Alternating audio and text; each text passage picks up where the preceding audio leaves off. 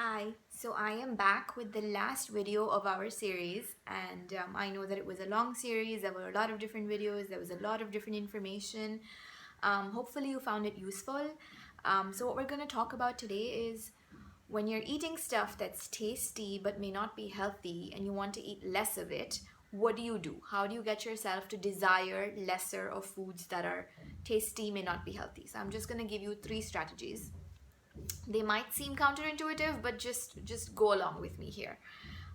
They work. So the first thing I'll tell you is stop obsessing over it. Okay, so a few years ago a new word got added to the dictionary called orthorexia, which basically means an unhealthy obsession that people have with healthy eating.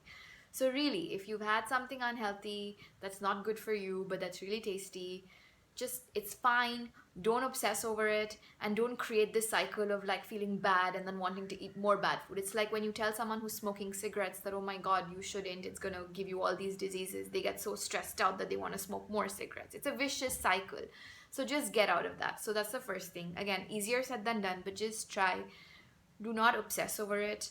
Take accountability for the fact that you've eaten something unhealthy, and that's it. Just move on with your life. Okay, it's not the end of the world. So that's the first strategy I'll give you.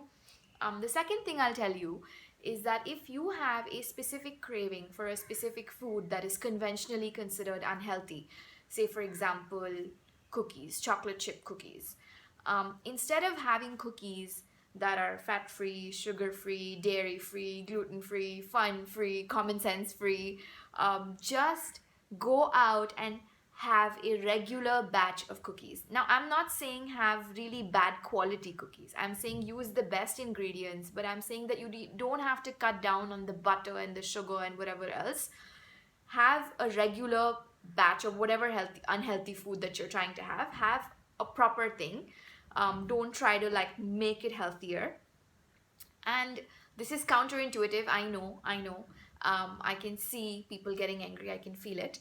But what we've seen in studies is that if you're having, I'm just going to use cookies as an example here. If you're having regular cookies, you'll probably have it once a month. Versus if you're trying to have these low fat whatever cookies, it's not going to satiate you the way it should have. And so you're going to want to have that every single week. So it's not going to really help you. One, it's not helped you emotionally with your cravings, and then two, it makes you feel like you're being healthy, so then you end up eating more of it. So calorically you're getting more here. So it's not useful. So just anything that you're trying to eat, just eat the actual thing the way it's meant to be had.